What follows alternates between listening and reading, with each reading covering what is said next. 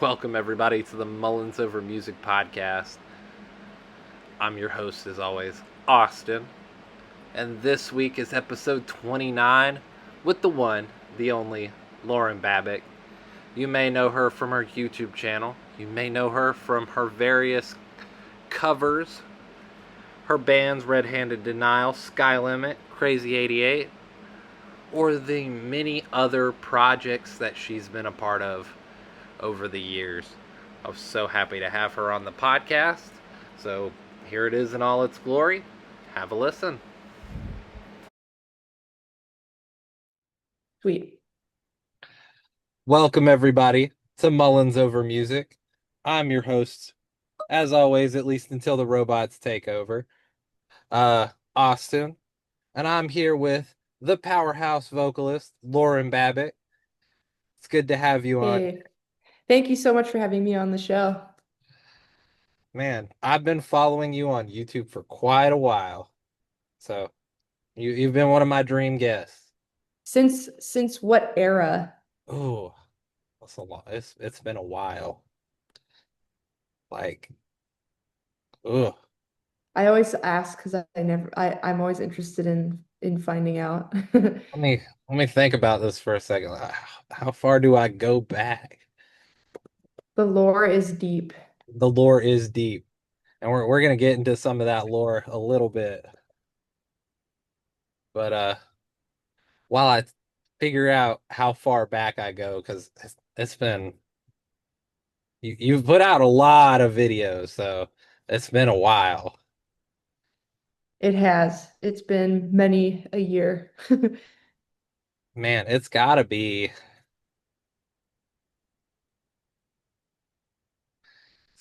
7 years ago. Nice. What was the video or song? Um, it probably has to be one of the Periphery songs because I started getting into Periphery around that time, Nice. and I was like, They're definitely one of my favorites. yeah.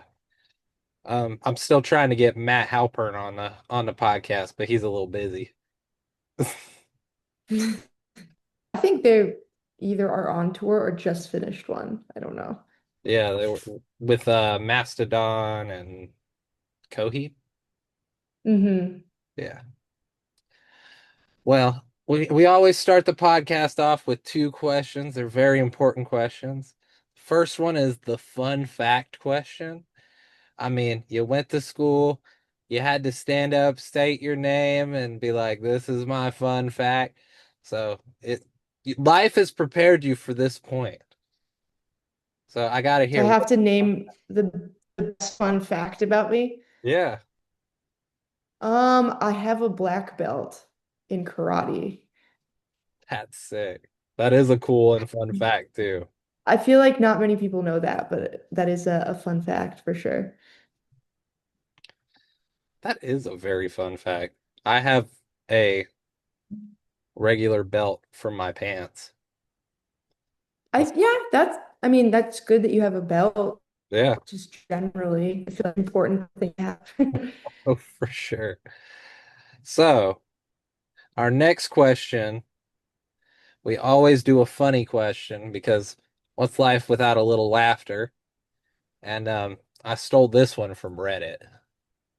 So thanks to Awkward Thunder from 8 years ago. But Mhm. what is a superpower you would not want to have? Um, I feel like if you were able to read minds, I feel like that would take a lot of mental fortitude that maybe I'll have, and you'd hear all the things that people think. And maybe that would get me down. So probably read minds. It's a good one. People are always like, I want to read minds. Nah, that's gotta be taxing. No.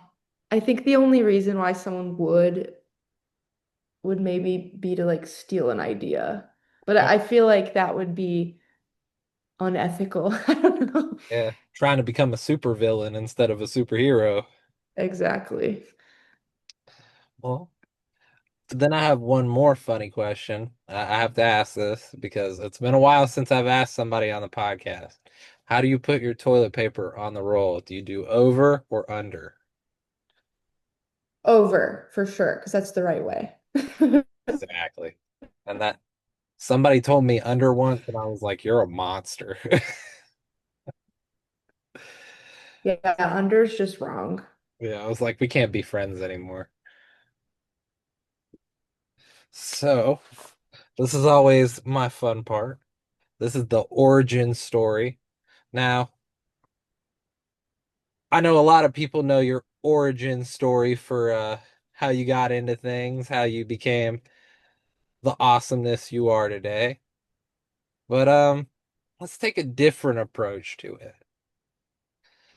What was we're just gonna ask a couple fun questions to deepen that lore, if you will.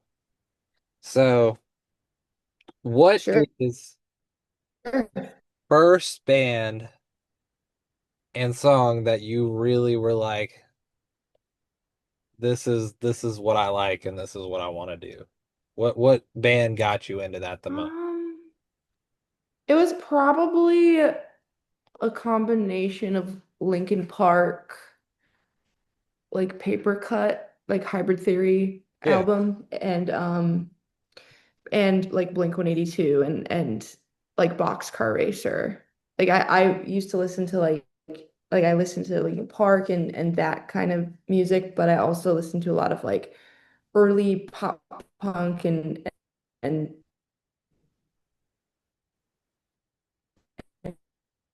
punk as well. Like, and I was super influenced by those bands and just like being a rebel and being angry. So those two bands yeah. for sure. Well, for our next lore question to deepen the lore behind you, what was it like growing up in Toronto, Canada? And how does it change from where you live now? Or what's the big fundamental difference of Um, living where you live now? I think Toronto holds a special place in my heart, obviously, because it is where I was born and raised for like 31 years of my life. So Yeah. I think the Toronto is like just a super like clean, safe, vibrant city. And I cut my teeth in like the music scene there. But I think one thing that was always missing for me was the lack of like metal scene and heavy music scene because it has a really big like hip hop scene and indie rock scene, but it was always lacking like the metal. And we had a post-hardcore like and hardcore moment and ska moment like in the early like the late 2000s and early 2010s. Um, but I think there were a lot of limitations as far as touring goes and playing shows if you live in Toronto, because Canada doesn't have as many people as the United States. So it was a little bit tough to go for a lot of people. I think in Nashville now, like you have access to so many people in so many cities, and it's a music city. It's not just country out here. No. There's a really vibrant rock and metal scene here, and even in Atlanta, and just access and just more volume, super important and viable places to play shows. And that was like a huge thing for me when I made the move down here. So it's a big change. And I think Toronto still has the best food though. And I miss the food. Nashville has to catch up for sure. Oh yeah, I feel like Nashville, beyond the Nashville hot chicken, I do love a good spicy food. Um, they tend to lack in other areas of food. Asian food and more of that cuisine because I'm missing it. I'm lacking it Yeah, here. no, I totally get it. When I went through Nashville, I was like, man, I feel like I'm missing some food here. Yeah, and even like good Italian food because I'm Italian and I grew up in a Italian home and I'm missing like the Italian population here, but it's Yeah. okay. I'm still trying to find like a good pizza down here, Well, you but it's let me know okay. when you do, I will keep searching. because I'm a big pizza guy. Who isn't? Like who That's doesn't like pizza? Like it's a so staple. true. But you'd be surprised. I've met a number of people that are like, man, I hate pizza. I'm like, what is wrong with you? That's weird. Must be. It's pizza. No one, if you hate pizza, I question your taste in food for sure. Yeah. And then you begin to question their taste in everything else too. Okay. Now our last deeper lore origin story. Um, how do I say this? Because this is gonna sound weird. Um, you have been a part of three bands, three awesome bands, I might add. You have all your solo stuff. What would you say out of your first solo song and your first like pieces of music from your three bands? Uh, what would you say is your favorite? I mean, that's tough. Are we talking like strictly like the first release? Let's do first records. Oh gosh. Well, I think it would be hard to say Red-Handed Denial because I was so young. Like Yeah. I was barely 18 when we put out Eyes and Liquid Skies, which was like I sound like a baby on that EP. So it would be really weird if I said that. Um, because just vocally I've come a long way. Yeah. Um, and each band kind of started like our first releases were kind of in a different phase of my singing journey. But I would have to say Skylimit because I think all of us were pretty seasoned at that point. Yeah. And A Place You'll Never Find is also like pretty unique because we wrote it in 5 hours. And I think it's just a showcase of like our experience with music and how far we've come. And that being the first release of a project, I think is probably the strongest and my favorite. I like that.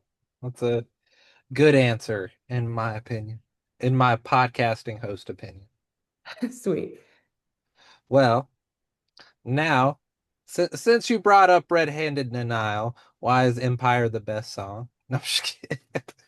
I mean, that's kind of you're not wrong. I mean, it's definitely like a It's my very favorite. special song with like every original song that I've released. Like it's definitely up there with just like there's not one thing I would change about it after all these years for sure. Oh, yeah. That is perhaps one of my favorite songs off that particular record. So, Thank you. of course, that's the one I really got into with with that particular record. That's the one that struck me first. Yeah, and I think with like where Red-Handed used like what kind of music we used to make and just our kind of our story arc. I really like even now I don't hear bands really doing that anymore. Like the shreddiness. Now it seems like everyone wants to write like a radio single Yeah. Or or go like hardcore. write or do hardcore or make it like the heaviest deathcore you've ever heard, like with animal noises. Yeah. But I think like I don't know if the tides will shift, but I notice like there's a big like void in the middle of everything. Like you're either now like making the heaviest music you've ever made, or you're making like the most palatable um rock song you've ever made, which I don't think there's anything wrong with that, but I don't know. I don't know if you agree, but I feel like the whole middle of the spectrum is Yeah. missing. There's no No, I like totally. fun melodic. shreddy things happening. And I think Red-Handed, um, like that era of our band was definitely a niche, but I think it was definitely slept on for sure. Oh yeah, Yeah. I agree. It sits at the top of my like listen to in my playlists. Hell yeah. So we obviously got to talk about your EP that you released this year. Yeah. Now, I'm gonna start with the hardest question. What's your favorite song that you wrote on that EP? Ooh, I think I think Breathe You In is like exactly what I envisioned out of it. Like it was fun. It's a bop, it's an earworm, It and is. it's kind of like the direction and like the pulse of what I want my music to sound like. Like I want it to be fun and I want it to have R&B and 2000 pop in it. So I think Breathe You In is just like a perfect showcase of what I want the music to sound like. That makes complete sense to me. Well, of course, Yeah. it's got an awesome title, Too Much and Never Enough. I mean that's such a cool sounding title first off. But It's story of my life. oh yeah. What what made you decide to end up titling it that? I think it's just my journey over like 15 years of being an independent artist and, being told by many people, like, you have to be this, you have to be this. Oh, this is too much, you're too much, or oh, you just fell a little bit short, so we're gonna pass. Like it's been a lot of push and pull over the years. It's been a lot of like rejection. It's been a lot of like um being told that I have to be a certain way. And I think the EP just stands for like, I don't really care anymore. Like I want to just make the music that my heart wants to make. And if you want to vibe with it, then cool. Like that's kind of the story of it. I like it. Well, you've made all sorts of covers and you've collaborated with a bunch of people. So there's this is two questions in one. Or it's two separate questions, but they kind of relate. What is your favorite cover you've done and your favorite artist that you've collaborated with? Ooh, that is tough because I've done so, like, I think my collaborations have kind of like taken on a life of their own. And there's just been so many. Like, I think now I'm at just releases across the board. I think I'm over like 220 or something like that, which is a lot with like features and stuff. I think like my favorite cover I've ever done, that's really tough to say. But at the end of the day, I think it always bo will boil down to Lovely because of just what it did for me and how it was made. Like it defied like all algorithmic strategies, I guess. Like this, like Lovely as a song, like wasn't new. Like it wasn't a new Billie Eilish song at that time. And I was just like, I want to choose this one because I love it. And I did that song with Lee Albrecht and Jordan Redvansky. And they were just like, why this song? Like it's not hot right now. And I was like, I don't care. So then we put it out and then it didn't start to pop off until a few months later. So it kind of like it was a slow start. Yeah, And then all of a sudden, like it took on a life of its own. So Lovely kind of I attest Lovely to a lot of like how I'm able to still be a musician and be able to do this full time. And I'm really lucky that um, Lovely had the reception that it did and like the moment that it did.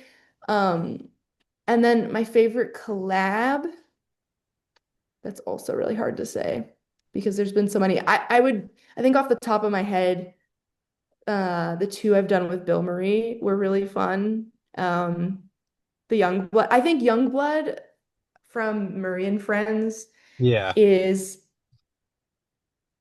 one that like not many people know of, but Yeah. also when people find that one, like it's cool to be part of like the Bill Murray early lore. Yeah.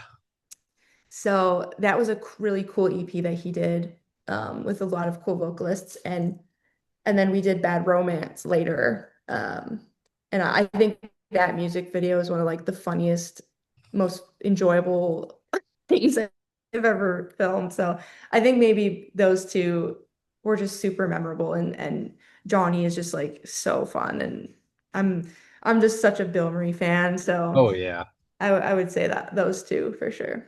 My wife, she recently like really got into Bill Murray, and she found the song that you're on, and she's just blasting the same like three, four Bill Murray songs, and then she's listening to that one song at the end of Poppy's newest record because she likes that sad emo stuff. Which, Yeah, Poppy's new album is really cool. I really liked it. well, of course, I have to ask about your collaborations with video games because I like video games a lot. How did that come about with League and I mean, I think the Remnant one's probably my favorite. But with League Yeah, and Remnant and AFK Journey, how did these come to pass?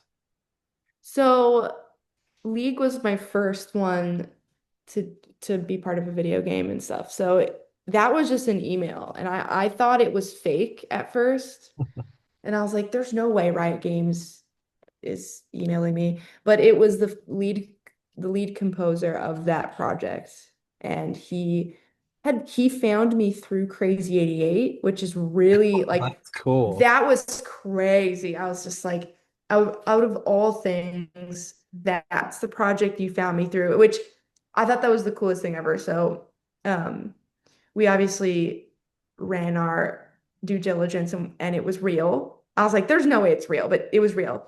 And then me and Jason Walsh, who was the lead writer of the Zeri theme song, we just co-wrote it over a month, and then edited. It went through a million different screenings and sensitivity teams at Riot Games, and it was just such a process.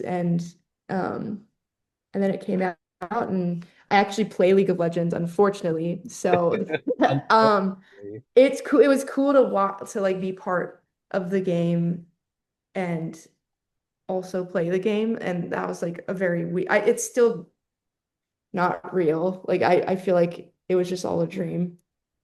Um, and then the Remnant 2 team at Gearbox and um, that composition team, they were super awesome to work with. They actually flew out to Toronto, Oh, that's sweet. and we were at a studio downtown where like Justin Bieber and like Nelly Furtado would record. So it was like a big deal. And we just like Um, I did all the vocals in like an hour for that one. And he was just like, "Yeah, we got it." And I was like, "Oh, that's it. Cool." So it was really quick, but it Yeah. was such a cool thing to be part of because I didn't realize how big the Game Awards were. Like I was still quite new to like the gaming world, I guess, Yeah. and I didn't know like how many millions of people would actually be watching like the premiere and the trailer. So I had so many people like message me after Yeah. it aired, and they're like, are you singing on this trailer?" And I was like, "Yeah, that's me. This is crazy." So it was just like such a cool experience, and their team was amazing to work with. And then AFK Journey was also like super quick, but I that was more of a remote project, so I recorded everything myself and then submitted all the vocals to that one. But it's been so fun to be part of the video game world, and I want to do more of that. Like it's been something that I'm ready and willing to do at any time. So If you had to pick a game or like a game franchise that you'd like to do a song for, what would it be? God of War. Oh, that's a good It one. would have to be God of War. Like it, there's no other game. Sony Santa Monica. I mean, Yeah, they're great. It would be that'd be a perfect match. yeah. Now It would have to be God of War. I have to talk about the song that you're on with Nate from Ism 5. The Oh yeah, that was Losers supposed to Club. be on a video game that never happened. So I gotta that hear the one, other side of this, your part of the story. I actually that one was kind of weird because Nate is he will like text me. He won't text me for like 2 years, and then he'll like randomly text me and be like, "Hey, I need this tomorrow." So he was just like, "Hey, I have this song. Do you want to just lay down some demo vocals because I'm gonna submit it to NASCAR or something." And I Yeah, didn't know what it was that car for, whether it was competition. like NASCAR or a video game for NASCAR. So he was like, "Do this and send it to me in 2 days or something." It was like a crazy turnaround. I think he actually was like, "I need this tomorrow." So I was like, "Whatever." So I laid down demo vocals, sent it in, and I'll be honest, I didn't hear anything of it until like 2 years later, or even three. It may have even been more than that. But then he's like, "Hey, I'm actually just gonna put this song out myself because it like didn't pan out with that thing that we originally were gonna do."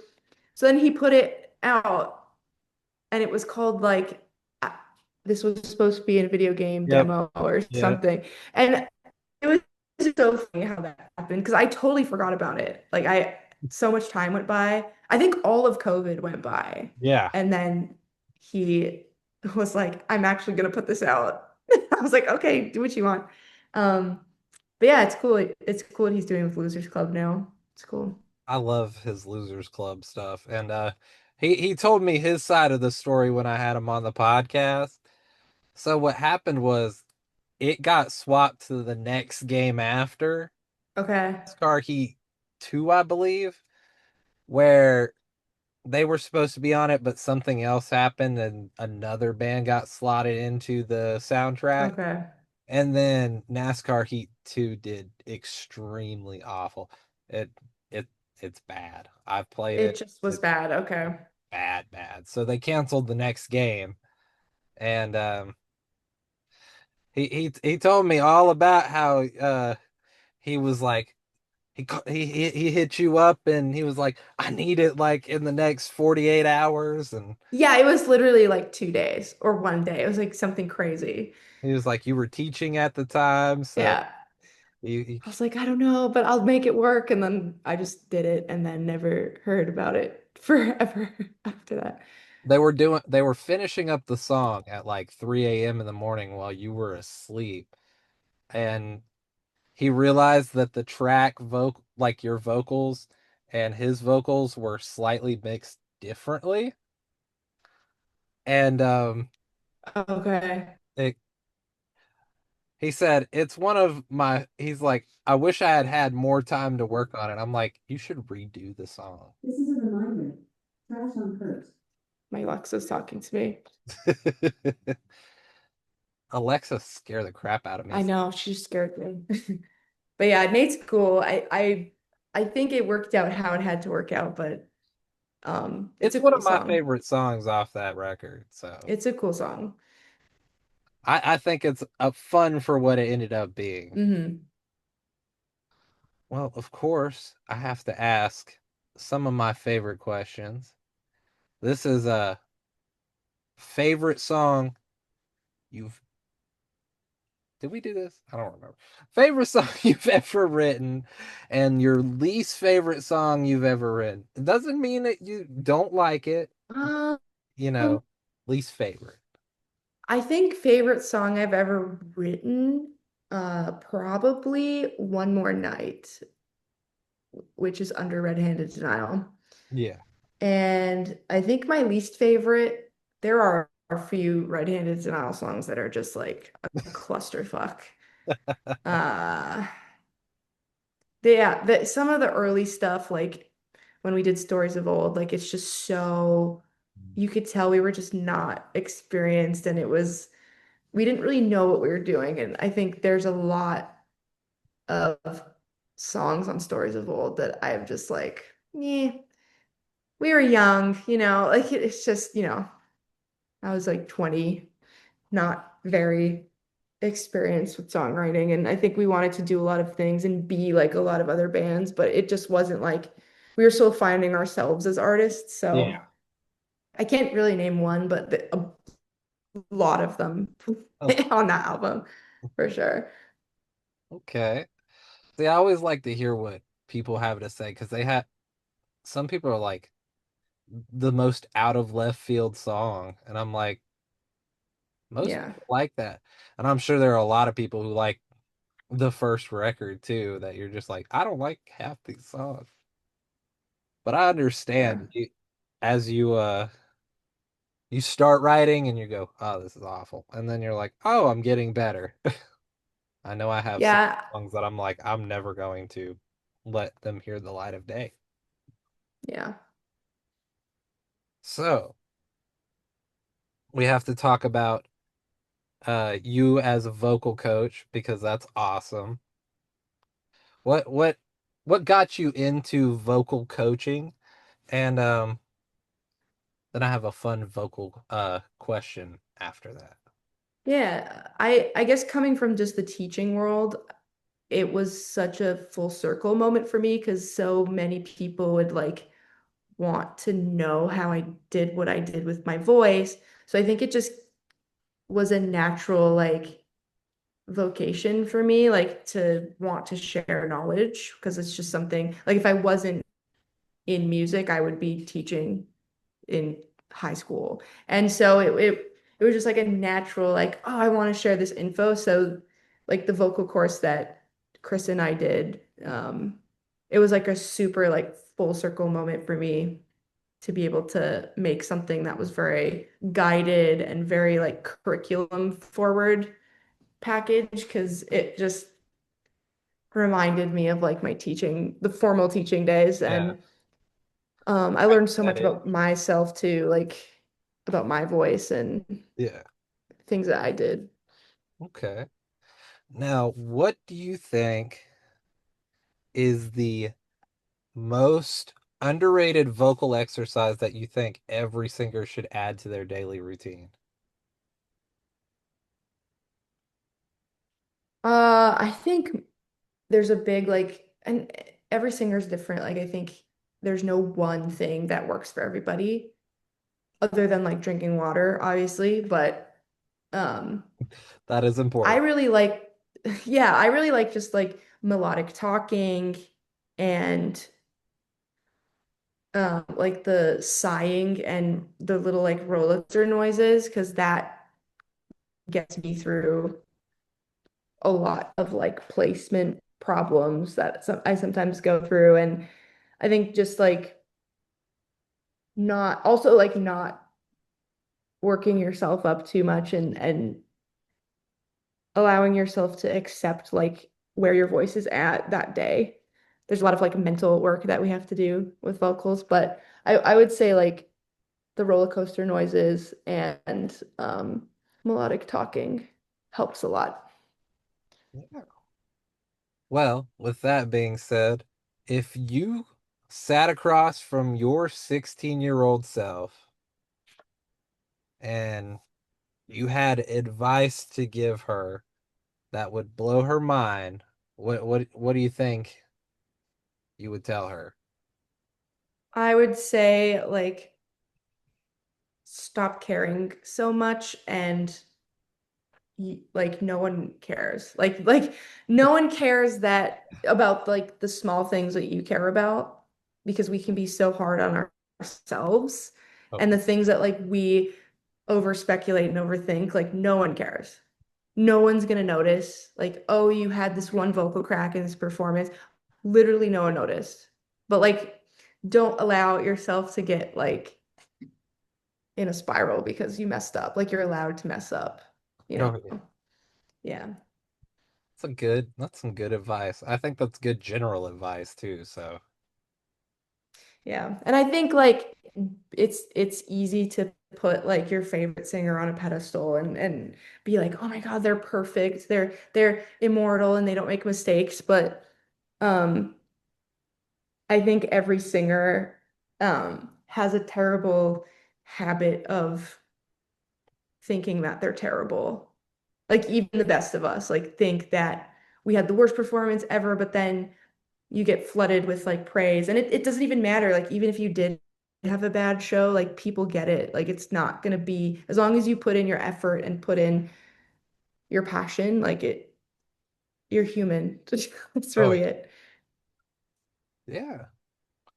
Well, since we're still on the topic of vocals, I gotta ask, what is your top three vocalists in the scene right now? Like that you think Right are doing the now, most at the moment?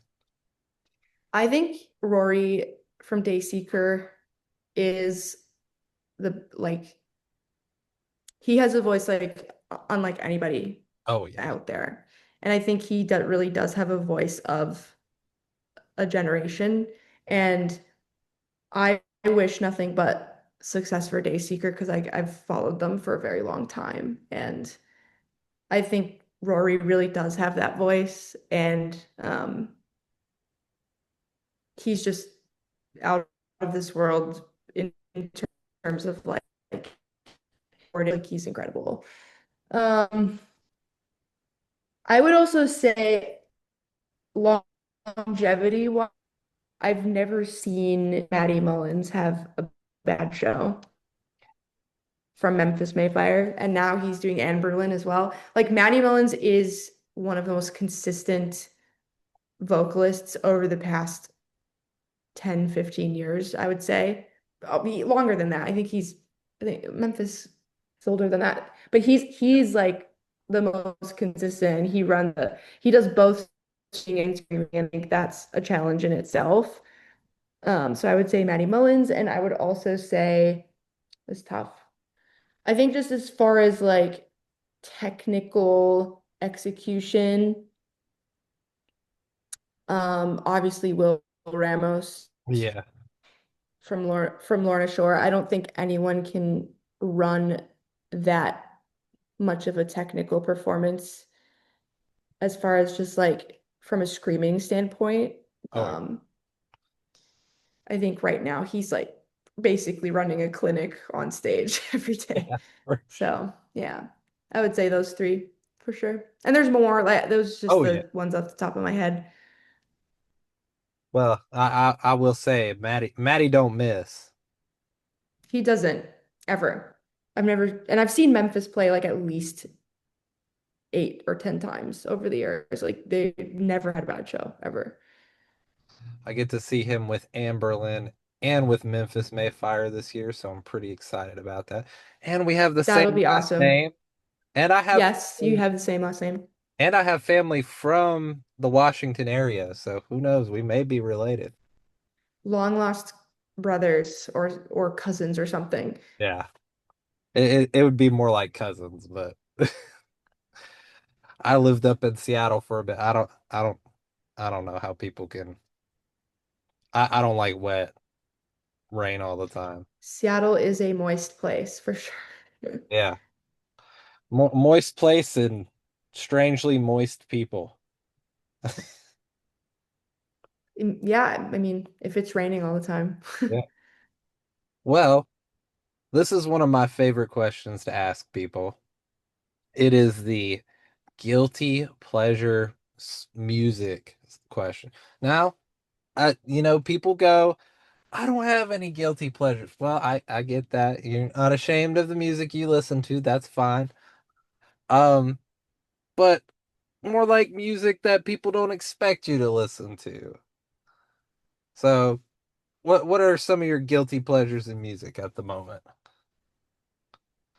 I think if you listen to like my new solo stuff, it's no surprise that I love like pop music and I love Britney Spears. I love Adele, Ariana Grande, Chappell Roan, Sabrina Carpenter. Like I almost now exclusively listen to that stuff. Like it's been harder and harder to like listen to new heavy music for me because like I just keep gravitating towards um chill and fun pop girlies. Yeah. Um but I love the pop girlies over the decades. Like Oh yeah. they run it for me for sure. I gotta say they're my guilty pleasures too. Um, Oh yeah. I'm so They're ready the for best. the Sabrina Carpenter album. Yes. That's on my top list to listen to this year. So, I will be bumping that for sure. oh yeah. Well, of course, we have to ask the very famous, do you have new music and do you have new shows coming up this year? I know you released Yes. in March, but I I like new music and when I listen to everybody's entire discography whenever I have them on the podcast. Yours was a lot. It's a lot. But it was fun. So I gotta ask, new music and Yes. shows. Yes. Yes and yes. So Good. I've been a little quiet on social media because A, I'm tired, and B, Fair enough. I've been working behind the scenes. So um I did a really cool 3D VR performance at Soapbox last week Uh, in Atlanta.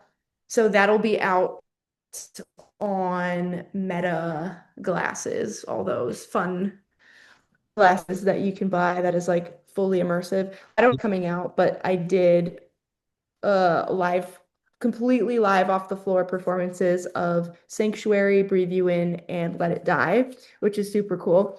Um, and then I've been working actually on a new album, which is very exciting that is awesome. already. So lots of co-writing, lots of producing, and that's for like later this year, probably next year. But I've also been working on a reimagination of my 2020 pop EP. Oh, okay. I So, did hear because about that. yeah, because I think when I made a pop EP, I think it went a lot of very under the radar with a lot of Yeah. people. So I wanted to give those pop songs a little bit of a bump and like um Go to paint. a new coat of paint. So I'm reimagining all the songs into heavier versions. So I'm Yeah. covering myself, which is weird. So I'm gonna release it as like a 5-year anniversary. Silence is the only sound. So you'll hear like the 4 songs in their heavy state have the original versions after those. So it'll be like a light and dark EP. I So like. then it's sounding really it's weird to hear those songs in their heavy forms because I'm using most of the old vocal Yeah. because it worked really well, but I'm doing little, like only very minor additions vocally. But to hear those songs, like if you've heard the pop versions, Yeah. it took me a little bit to like recalibrate my brain to Yeah. like have them in their new versions. But they're pretty sick. Like Ghost is completely different. It sounds so different. It's like if Korn and Marilyn Manson, it's like very weird, but it works. So I did that because I wanted to give a facelift to the old songs, but also for them to make sense to play live with my new EP, Too Much and Never Enough. So then Yeah. everything will make sense from a live standpoint. So that's going to come out in July. So very soon, at the end of July, it'll come out. And then I today got a tour offer, which I can't talk about yet. Ooh.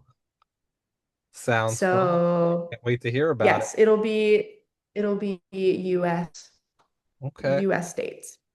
So look out for those in a couple weeks. I I'm will. very, very, very excited about it. It's like my very first like fully solo tour, even Yeah. though I've done 4 already under my name, but they weren't quite like I was more of a guest on them. So Yeah. now this is like we're gonna dial it in and we're gonna play pretty much all of Too Much and Never Enough and the reimagined versions and a couple covers, and it's gonna be fun. That sounds great. And Yeah, if you come to North Carolina, South Carolina area, let me know. I know some great we'll places. do. Yeah, there's some good food up there. Oh yeah. Now, I disagree with the North Carolina people on the whole vinegar-based barbecue. I can't get Okay. behind that. But You other, like more of the sweet, like Texas style? yeah, exactly. Yeah, That's always been my preference. that's okay. I think there's a place for both types, but I Oh yeah. do also prefer the Texas style as well. Yeah. Well, we always do this, or I try to always do this. It doesn't always work out. But this is called the Dream Festival.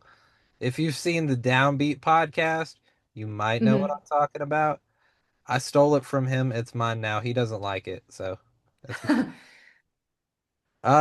so I'll walk you through it. We're gonna go through the location, the catering. The only two rules we have are one, you'll be performing, so we'll talk about where you'll slot yourself, and then two, if any of the bands or have dead members, you got to explain how they came back to life.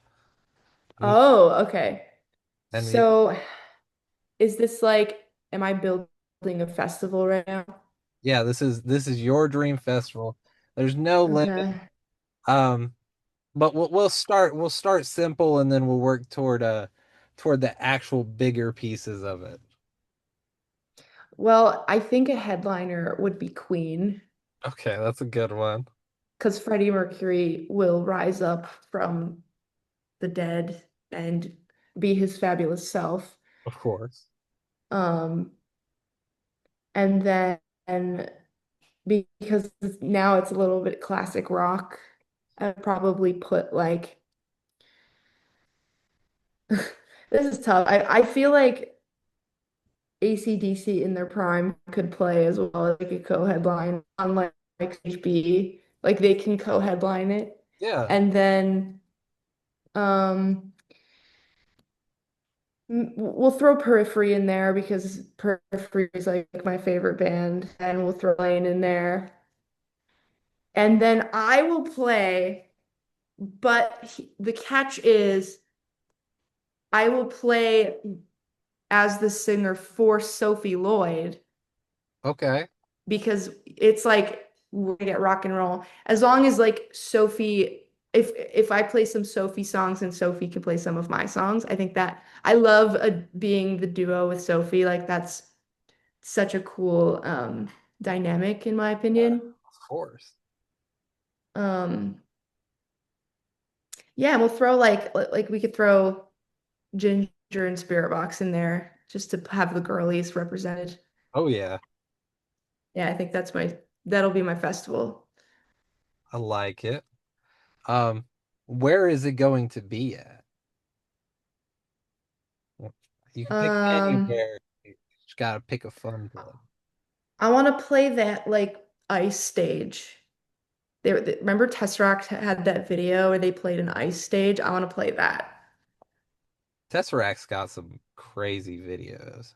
Yeah, they're crazy. I love them. They should be on this festival as well. I Let's hope. make let's make them a last minute addition to this festival. Okay. I like it. Now we have to talk accommodations. Where are you and the other artists going to stay at? We're gonna stay in an ice castle near the ice stage. I like it. And then you'll have we'll defy the laws of nature a little bit and have a cool fireplace in the middle of the Yeah. ice castle. Yes. It'll be sick.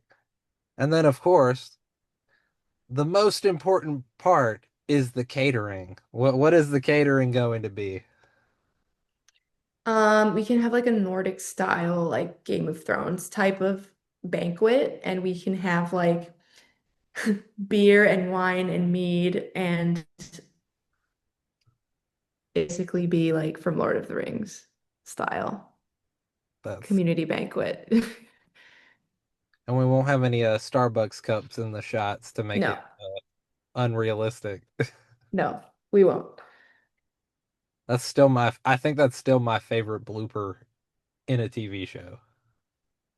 We don't talk about the last season. No, I'm not over it. I'm still very upset about it. I didn't even finish it. That's how much I was like, Good. I know what's happening. I know what's coming. I'm not gonna subject myself to that. End it on a high note for yourself. That's smart. I ended it on Arya stabbing the Night King, and that was it. And I was like, I don't think It's I'm ever over. more of this. That's good. That's actually probably a good place to end. Oh yeah. That's how it ends in my head, so I like it. Good show. And I have a confession to make to the whole world. I have not finished Breaking Bad. It's bad though. It's like, yes. I have 4 episodes left, and I've been trying to watch those last 4 episodes for about 7 years now. You should. You should do it because I said so. You know what? I will, and then I'll let you know what I think about the ending of it. Please do. Please do. Well, we're getting toward the end, so of course, I gotta let you have all the plugs and the shout outs you want to give because people need to know where to find you, where to find everybody, and all the people you want to shout out because we're not uh we're not us without our people that help us out. Oh goodness. Well, there's so many people, all the dudes in the band, all the producers that I've worked with, and you can find me on all the major streaming platforms, and you can find me on social media, like Instagram, TikTok, YouTube. Just search my name, and you will go down a very big rabbit hole, and you will find different types of music and bands and many, many hours of fun things. And you do have that giant playlist with all your music on it. Yeah, I have one playlist that I made on Spotify where you can just go to there and listen to the entire discography, which makes it And it's what I used to prepare myself for the episode. well, I'm glad it was useful. I'm glad Oh, it helped you out a little bit. I mean, I feel like if I don't listen to everything that the person I'm having coming on has ever released, I feel like I uh don't have enough information, which is weird because I could easily just look things up or but nah, I'm a little bit OCD about it, I guess. Well, it's good you educate yourself and listen to all the tunes, so I appreciate it. Of course. And I love the new EP, of course. And I'm ready to hear the Thank reimagine you. because that's gonna be sick. And then of course I have to ask, I'm excited. yeah, it's gonna be good. I have to ask, are you doing anything new with your bands? CrazyEightyEight probably will do a new covers EP at some point, but Jared just had a baby, so he's a Okay. little bit busy Oh with yeah. the new baby. Um, Congrats I to him. met the baby last week, and it's so. Um, but yeah, probably do that. Skylimit. I don't know, and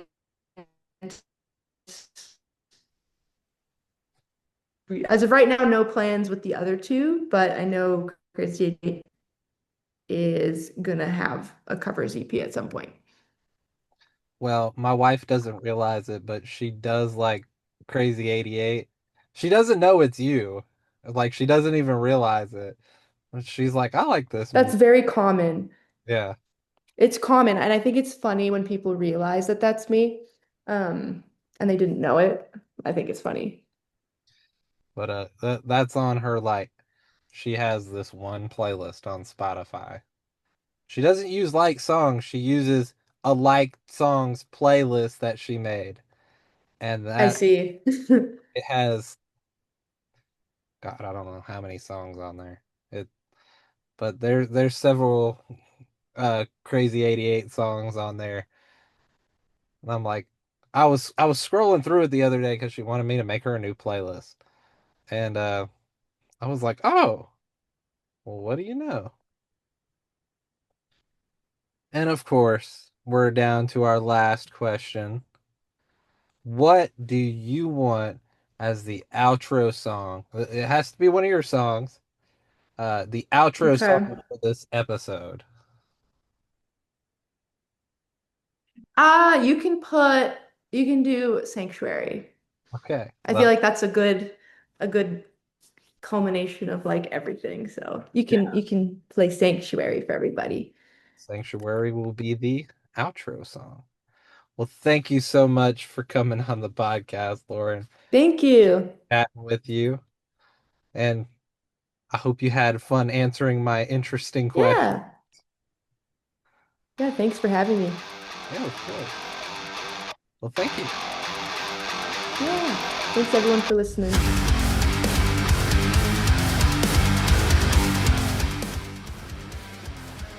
This has been the Mullins Over Music Podcast, episode 29, with your host, producer, and editor, me, Austin Mullins. Special thanks to guest Lauren Babic for coming on. The song title for the closing song is Sanctuary by Lauren. Check her out on all social media and music platforms, as well as her band, Redheaded Denial, CrazyEightyEight, and Skylimit, or her many collaborations with others, or her music from the famous games you like. Check out Too Much and Never Enough EP on all streaming platforms. If you're interested in vocals, check out the Release Your Inner Monster melodic and extreme vocal chorus by her and Chris Lipe. Thanks to Austin Griswold for getting everything set up for the interview, and thanks to Lauren for coming on and being such a great guest. Special thanks to viewers like you. Thank you, and until next time. Lost in the dark, I've been dreaming.